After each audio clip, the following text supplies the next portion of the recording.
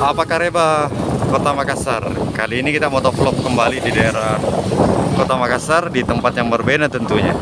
Hari ini kita berada di daerah Jalan Galangan Kapal. Wow. Daerah sini itu apa namanya ya? Di sepanjang jalan sini itu dipenuhi oleh ini kontainer-kontainer atau truk-truk besar daerah sini. Karena memang tempat ini kan jalur untuk masuk tol ya dari beberapa perusahaan-perusahaan daerah sini.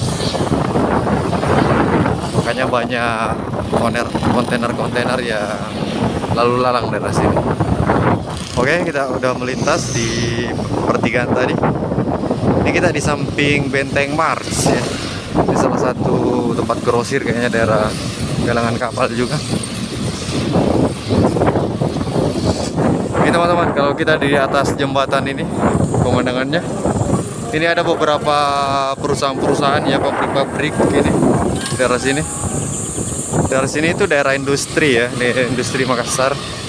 Ini juga kita di atas jalan tol ini.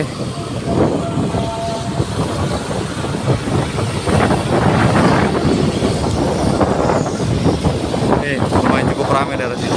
Oke, daerah sini ini kelihatan itu di sana gedung Unismo.